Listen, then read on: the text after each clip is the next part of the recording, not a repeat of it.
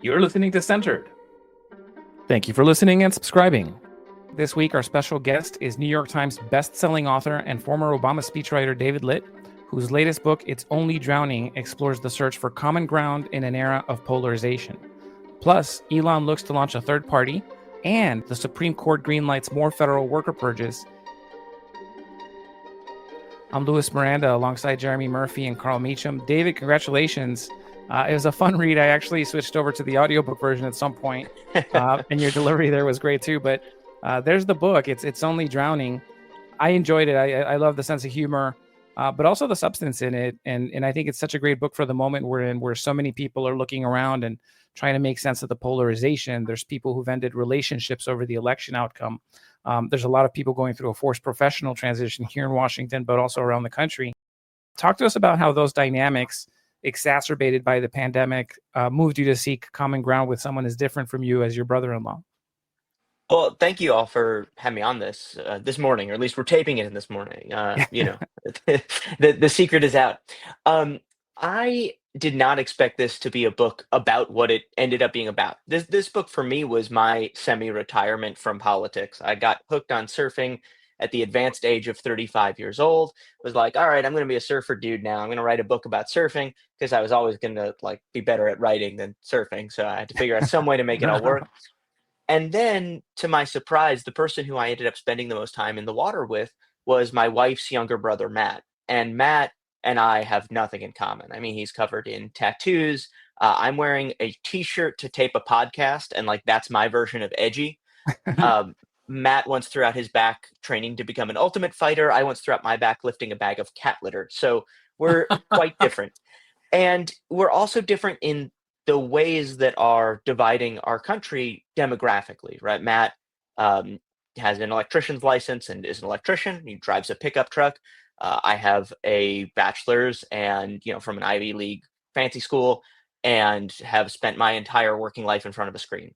And so, without meaning to, I ended up almost living this story between or across these fault lines that are both tearing friendships apart and tearing families apart, but also tearing the country apart.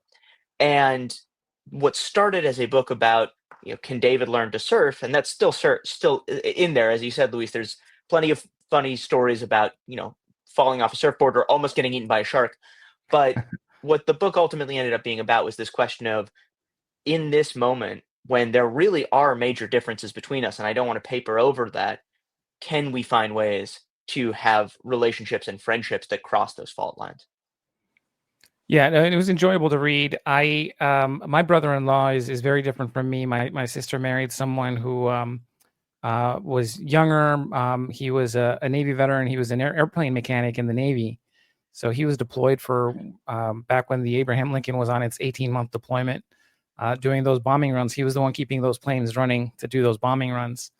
But he and I couldn't be more different. And so I felt a little bit of a commonality in reading about that, although he's not, I don't think he's on the MAGA side. He's sort of right down the middle. So I thought that was really interesting, was sort of that overarching search for connection with people who are close to us, but also that sometimes it's worth trying to rescue those and understand those, and the idea of the mask and the vaccinations that drove that kind of division. I think that's still there and it's present, but I feel like it's starting to get to a point where some of those divisions feel much harder to overcome, particularly as you look at the ICE raids and the family separation. And, Donald Trump came out on July 4th and said that he hates half the country. He hates everyone who voted against him and said that they hate America. So what are your thoughts about what that difference in tone and whether we can still find common ground, or is it just getting harder? Well, I think it is getting harder. I think there is um, one of the things I think is very important about this moment is that the reason the country feels divided is that we're extremely divided, right?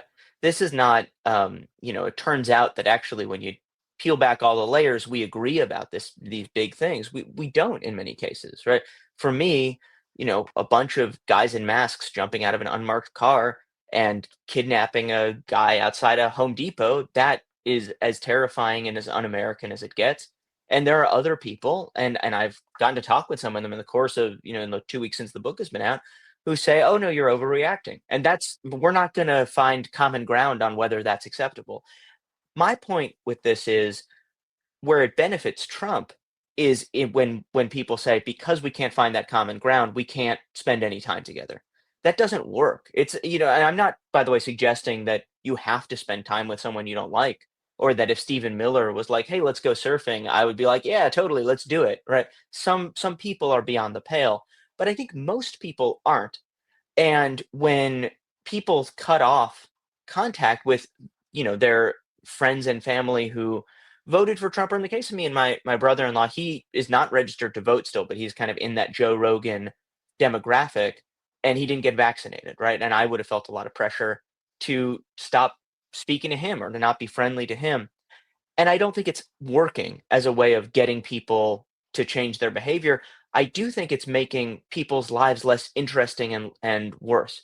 Right? One of the most important things that I feel like I learned from this journey and that I hope people take away from this book is you can learn from people even if you don't always understand them and even if you sometimes deeply disagree with them. It doesn't mean you have to say, "What I've learned is you're right about everything and I'm wrong about everything." What it means is that you're saying, "Hey, you have things about your life, ways of seeing the world that I can learn something from." And when we stop learning from each other and we retreat into our own bubbles, it might feel safer in the short term, but I think it diminishes our lives. I really do.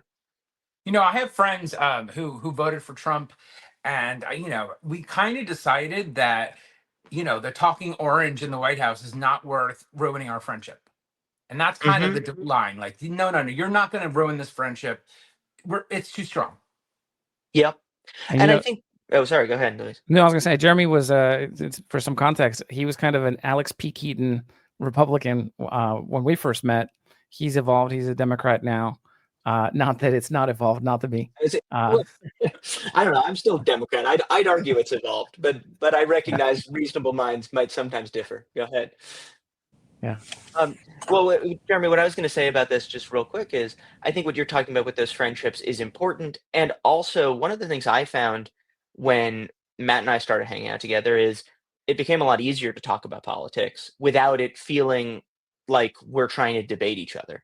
Now, that's not true for everybody. And I've taught, one of my volunteers from when I was a field organizer in 2008 for Obama, her husband was sort of still is a staunch Republican, and they said they just don't talk about it because they didn't want Trump to ruin their marriage, and I think that's totally legitimate. But I also think that sometimes when you have that foundation of mutual respect, it gives you a chance to say, "Tell me about this. I'm not trying to change your mind. I'm not trying to debate you. I'm not trying to win an argument. I'm just trying to know more about you because I'm kind of curious." And I will, and also because I'm curious how people who think the way that you do think about stuff. So that I will, I mean, I absolutely, there was stuff happening during the 2024 campaign where I was like, "Oh, I can see this coming," just because I'm spending time with somebody in that group of people that is swinging toward Trump and ended up putting him back in the White House. Just jumping in here briefly, David, you really did a great job in this effort. And I have a couple of thoughts and a question. I think in Washington, we generally focus so much on politics that we forget that people aren't just political entities. I think you mentioned surfing and other parts of your life that help you connect with people who might be very different from you. And I think that's a great reminder. When we talk about politics, we sometimes assume that everyone shares our same background assumptions or life experiences. But that's really rare. Your book does a great job of unpacking that, breaking down those assumptions in a way that feels really necessary, especially right now. As you mentioned, we're living in a polarized moment, and it's critical to find ways to understand each other better. That brings me to my question. In the exploration that led to your book, did you also find areas of common ground, things that we share that could help So it's interesting, bridge Carl. these I divides think, and when reduce Matt and I polarization? met in 2012, we had nothing in common. And today I would say we still have basically nothing in common, right? Like I thought in almost an Obama '08 way, I was like, well, we're, going to, build bridges and we're going to realize we have so much more in common than we thought. And not really, right? Like little things, like it turns out we both like one Joe Rogan episode. He likes more than one, but I really like the one with Kelly Slater, who's like the goat of surfing. And we both are really big Taylor Swift fans. So that was surprising and kind of cool. But like, there's not a big, broad thing that I've learned. What I think I have learned is that the fact that we don't have that much in common doesn't matter as much as I thought.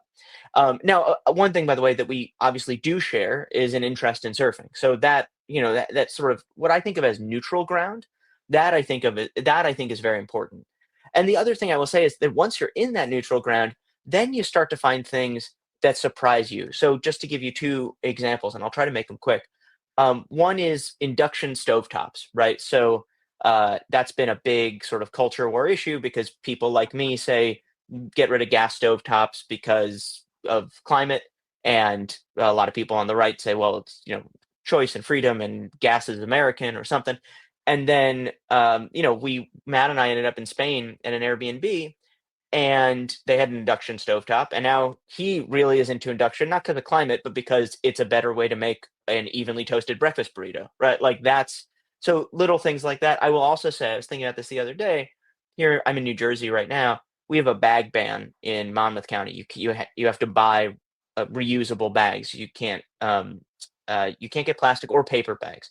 And I remember talking with Matt about this, and he kind of convinced me that like that's a silly policy. I'd like to see what we have in DC, which is a 5-cent bag. You have to pay for them, but they're not expensive.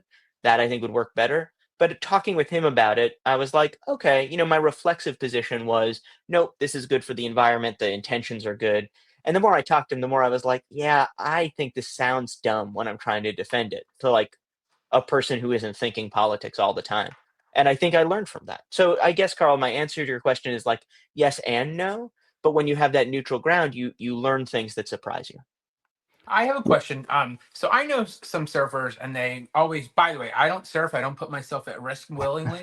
But they talk about the clarity of it, and it clears your mind, and going through a wave. They said it's just the most peaceful thing. And I'm wondering, did that experience, the physical experience, inform and maybe open your mind and to clarity? Yeah, I mean, it's so difficult to start surfing and not talk, and like not talk in a way that anyone who doesn't surf is like, oh my God, that guy, right? As maybe you've learned from some of your friends.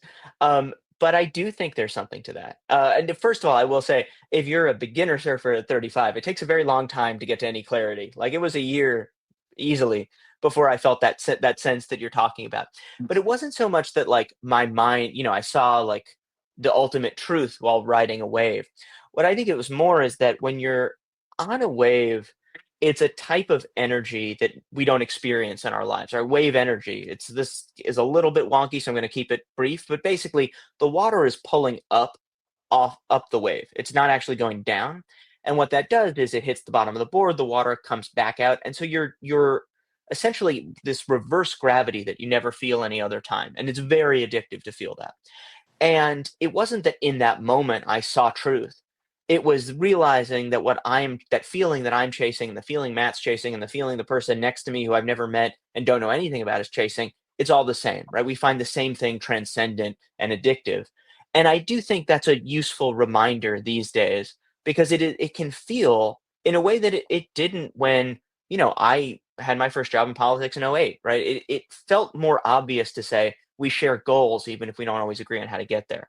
And sometimes we do, but sometimes we don't. It feels like we don't share goals anymore. So to have this kind of shared objective that had nothing to do with not just politics, but anything in life was a nice reminder of that sense of there is something fundamentally human here. And so, I may not respect all your opinions, but, we may or may not become friends, but we have something in common. Yeah, no, that makes sense. And I got to tell you, surfing is really hard. I'm impressed that you were able not just to pick it up, but seem to have done well with it. I tried it for the first time when I was 44 a few years ago. and I didn't try it more than a couple times. It Did kicked you my did you ass. get up? Yeah, did you get up on a board? Very briefly, and Okay. but I spend more time under the waves. And look, I'm someone who grew up in the water in South Florida, but the water in South Florida is always warm, so you Yeah, always have that. And so I was used to getting rolled by waves, and I could yeah, spend 3 minutes underwater, not even worried about whatever rolling, and just come out the other yeah. side. But it's But it's sharky in Florida, much more yeah, so than up here. depends on the time of year.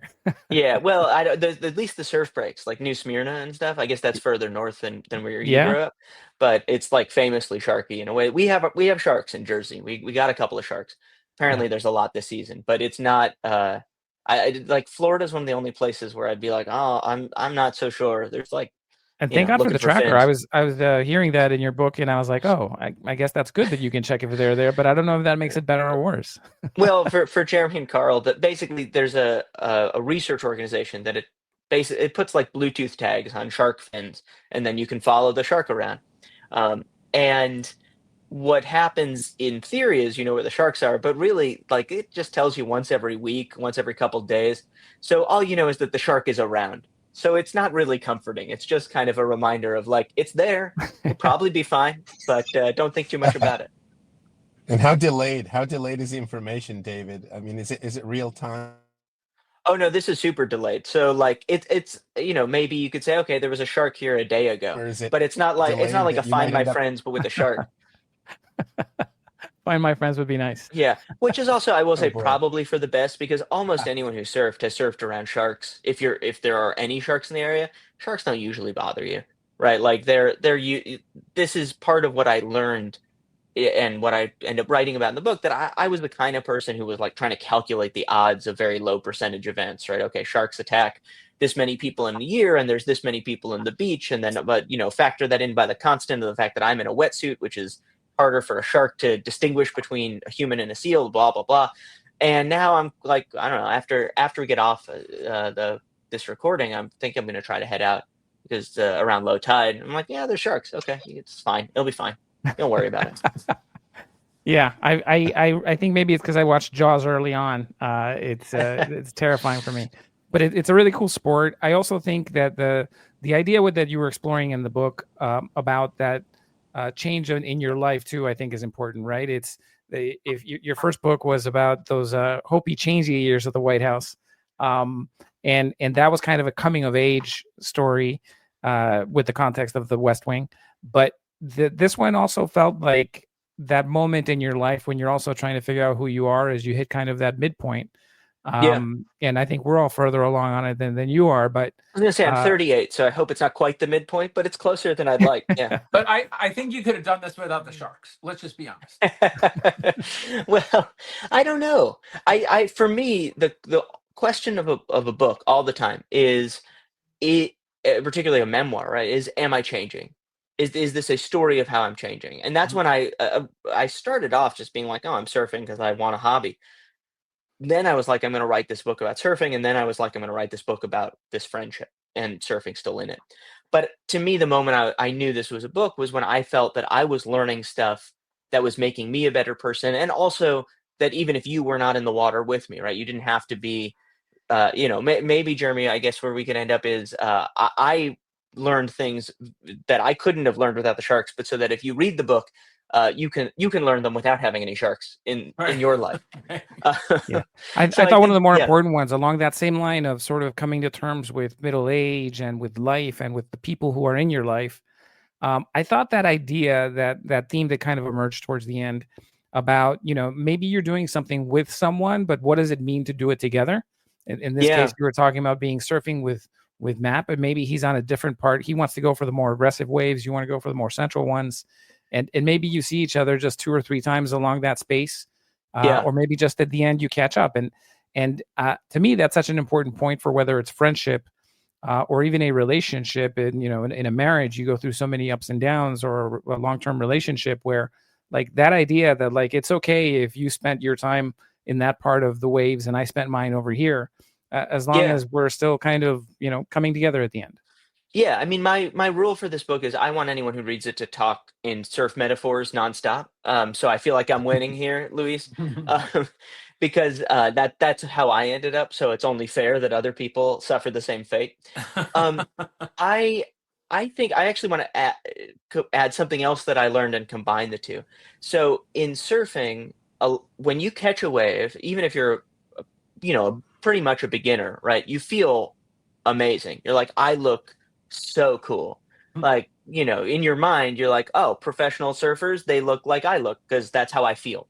Then if you see yourself on video, you're like, oh my gosh, that is the most embarrassing spectacle a human has ever presented to the world. And what I learned through this was that you have to be able to say both of those things are true, right? The feeling is true, Mhm. and that awesome exuberance and sense of transcendence, it is real. And also, all the stuff that you're doing wrong when you look at the video, that's real too, and you need to improve. And you can't, if you allow yourself to be totally bummed out by the video, that's not fair. And if you allow yourself to pretend that you look like a professional surfer when you clearly don't, you'll never get better. And I think that one of the things, like what you were talking about, I think that idea of holding kind of two truths in your head simultaneously is so important, especially once you're old enough that at least some doors have closed behind you. And so there's always going to be this sense of like, yeah, the things could be different. And I think that is always true. And sometimes that's good, sometimes it's bad. But also you can focus on the things that you have that you have and that you've earned and that you've learned to get to whatever point you're at. And those are true as well. I think it's about having not balance, but sort of two things simultaneously. I always start from the basic assumption. Um, and it's like a metaphor that folks who don't think like me still want what's best for the country. They might have different ways of getting there, but I assume that they want the best for the country. That's something we're really losing today. And your book, especially the metaphor of surfing with your friend, who's very different from you, right, reminds us of that. It shows that we can connect beyond politics and find common ground. Well, the other You thing know? I would say, Carl, like Reagan said, trust but verify. And I think many of us, when it comes to each other, have flipped that around, right? We're like distrust and confirm our distrust. Yeah. And so one of the sad things we have all learned in the last decade plus is that there's plenty of people who, let's be real, don't want what I think anyone, and we all have different views in different ways, but I think we would all agree on a sort of broad set of things that we want the country to be, and most Americans would agree with that. And there are definitely people who don't agree with that, and some of them are running the country. And I think it's important to acknowledge that. And then at the same time to say, when it comes especially to what I think of as like civilians, right? Just people in our lives, I think it's so much better to start by saying, all right, my first assumption, I'm going to assume the best, right? I'm going to assume that you want essentially what we all want. And then over time, it is possible you will prove me wrong, and that's sad. But I'm going to really only say that as a last resort, not as a first resort. And that's the thing that I've noticed. And the internet makes this so much easier, unfortunately, right? There's a lot Yeah. of videos that do well online that are like, someone doesn't live your values, cut them out of your life. And you're like, okay, that's a good Mhm. internet video, but it's not a good way to live a life. Yeah. It's not like that sort of instinct being like, nope, you're out. Like, that's so boring. I do Agreed. think that's terrible. And I know I promised you 30 minutes. So let me just ask you one last question on this idea. Joe Rogan has obviously created this space that's kind of just right of center that is pulling a lot of people, but he's also like not happy with a lot of what the Trump administration is doing. Now Elon Musk is talking about starting his own third party that will help create sort of a different polar center in Congress to force compromise. What are your thoughts on that? And do you think that we're at a moment when people are actually receptive to that? Well, I certainly don't think that Elon Musk is interested in enforcing compromise. I also don't know if he'll follow through on stuff because, we've been waiting for a robo taxi for, it's what, like 6 months away for a decade. But I do think that if you look at Rogan, what's interesting to me about and I've made this point a bunch as I've talked about the book, like my brother-in-law is not a MAGA guy. He's a Joe Rogan guy. And so I think a lot of Democrats are like, oh, Rogan must just be another Tucker Carlson, right? He's just another sort of Fox News style conservative.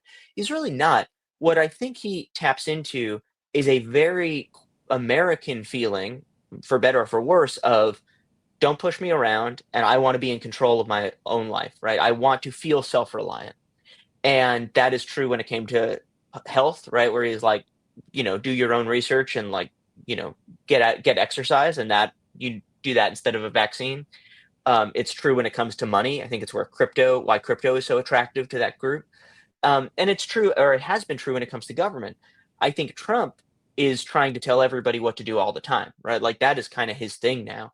And so I think Democrats have an opportunity. And I think if Elon Musk sort of starts a political party or even just remains a thorn in Trump's side, you're going to see this opportunity grow just because people will no longer identify as MAGA. I think Democrats have an opportunity to say, good government is not about controlling your life. Good government is about putting you in control of your life. Mhm. And it's not even, some of that's policy, but some of it's also just speaking to what people's aspirations are, which is often not saying, to put it a little bit differently, right? Like saying, I don't need the government to protect me from sharks, right? It's not really that big a problem. I'm willing to take that risk. What I want is a government that allows me to like go surfing, I mean, Yeah. that kind of thing. It's just a different way of approaching it. And I'm just to make one last point, which is broader than all of this, but that the approach we take toward risk, Democrats have become a party of people who are risk averse in all kinds of different ways. And I say this as someone who is often risk averse. Younger men and non-college educated men as a demographic group, speaking generally, tend to be much less risk averse. And so sometimes the problem is just that Democrats don't speak that language, right? Like there's this sense of, why are you so scared all the time? As opposed where Democrats say, no, we're trying to be sensible, right? And like, I'm not saying Yeah. that anyone is necessarily right or wrong here, but you can see why people are talking past each other. David, No, I can tell absolutely. you, I love the fact that you're surfing because it's really cool. I am risk averse, so the only way I'm chasing waves if it's a Nazi U-boat is chasing me. Okay. I mean, give it time these days. Yeah. We're almost there, Yeah. unfortunately. Yeah. Yeah, And see what Grok comes up with. Right. and unfortunately, it does seem like where they're like, I used to do a lot of Fox News. I went on Tucker Carlson a lot, so I got to know him through that process. And I'm not sure he believes all of the stuff that he says, but also I went on there a lot and on Laura Ingraham and other Fox shows because I understood that if there's 5 million people watching them, Yeah. maybe 2 million are people who are just never going to want to listen to us. But there's a lot of people there who are somewhere along a different kind of spectrum where Yeah. they just haven't heard these ideas before. They might find them interesting. And I think we can't lose sight of that. So Yeah. I think it's important to continue talking to each other, even when it's on Fox News. I agree with So I appreciate the book for that reason, for creating the space to I have did these Fox and Friends conversations. a couple weeks ago, which was Yeah. I and never hey, would have don't imagined. forget, Joe Rogan had Senator Sanders on. And he's open to these real, honest discussions. I think Rogan is someone who the whole country listens to. And that shows people actually want to hear different opinions and feel in control, not just play it safe, right? I think more Democrats should go on his show. More should be crossing over and meeting people where they are. Yeah. I agree, and I would add to that too. If you don't know him yet, I think James Tallarico going on Rogan recently, right? Texas state lawmaker, young guy, not Bernie style populist. He's really the first non-Bernie Democrat that Rogan has had on, and I think that's a really interesting potential turning point. And also, I think James Tallarico is really just an interesting figure in the party right now. I think Yeah. Bernie would show up to the opening of an envelope. I mean, good. By the way, like that's part of what we have learned. I know we're going past 10:30, but we'll. So Luis, you If call you're whenever you good, want. if you're good, I'm good. I'll give another couple of minutes because I know I was late. I did a CNN thing once where it was like a documentary series on Trump before the presidency, and so it was people who had followed him around for a really long time. I forget why they wanted to talk to me. It was Obama speech stuff, right? But I said to the producers, "What's one thing you learned about Trump that the rest of us don't know?" And they said he just shows up, right? Like when he was doing a golf course deal in Scotland, and he was just a business guy. he would show up and do the signing himself, even though a typical business person would just, send someone or call in, with like a video chat. And for a lot of people in parts of the country that did not have political rallies before, certainly not big ones, the fact that Trump was willing to come to a place that both parties had said, "Oh, it's not worth my time," that really mattered to a lot of people. And I will also say it's mattered to Democrats who do it well. Andy Kim, who's a senator from New Jersey, I talked to him during the pandemic, and he was like, I think it's really important to be masked and responsible, but to show up. If like people are working in small businesses, I want to go be there and ask them how they're Yeah. doing. And I remember thinking, like, okay, but doesn't that seem like it's suggesting it's okay to be outdoors, right? And Andy was 100% right. And it's one of the reasons he was able to win a Trump district when he was in the House multiple times, because he showed up, he listened to people, and I really learned a lot from that conversation where he was 100% right and I was totally wrong. Yeah. No, and along those lines, I think Zohran Mamdani's win in New York is a good example of showing up and actually having conversations with people instead of just assuming you're either going to win or whatever the case may be. Yeah. Rahm Emanuel has been making the rounds. He was on Jake Tapper yesterday, and he was trying to sort of also paint this picture like, okay, it's fine. He did a good job. He showed up. He listened to people, and his ideas might be off, but the problems that he's raising are important. But he raised the New Jersey governor's race and the Virginia governor's races as examples that just because Mamdani's winning doesn't mean that that's where the party's going. You have much more very centrist candidates in New Jersey and Virginia, and so the conversation is going to be much broader than that. What are your thoughts on that, being in a New Jersey, living some of your time in New Jersey, but also knowing Rahm, your expectation of his potential presidential campaign? So I've actually never met him, but we've all heard stories. Mhm. Let's say, and I grew up in New York too, so I still like have some interest in the city, and love for it. Here's what I would say. I think that basically we need a big tent as a party, right? We need a bigger tent than Republicans do because the Senate is entirely rigged against us. So forget the New Jersey governor's race and the Virginia governor's race. We need to win, just to win the Senate. We need to win Senate races basically in Iowa and Texas at a minimum. To do that, you're going to be running a different type of candidate than you're going to run in a mayoral primary in New York. And I think most people get that. Where I also think that even if you're running in Texas or Mississippi or Alabama, you can learn a lot from Hamdani is be in people's phones, right? Like he ran a campaign where he was just found ways to get into your phone a lot. That's very different than making the traditional rounds. The other thing that he did that I think was appealing to men in particular is, right, when he did stuff that was outdoors, it was just like he looked healthy. I don't know how else to put it, right? He walked the length of Manhattan. It's basic stuff. It's not like he was, bench pressing 350 or something, but he was just doing things that seemed like vibrant. And I do think that for men and for younger men in particular, that's appealing. It's not a deal breaker to not do it, but it certainly helps. And he Yeah. was, and like we were talking about, he was everywhere, right? And I think that, and again, I think that's a sign of respect to be everywhere, right? If people say, okay, I may not agree with this person, but he took the time. And I think that's really, really important. So, on a policy side, and I've said this, there are absolutely concerns that I have with some of his signature policies where I'm like, I hope they work, but I don't know that they're going to actually solve the problem they're trying to solve.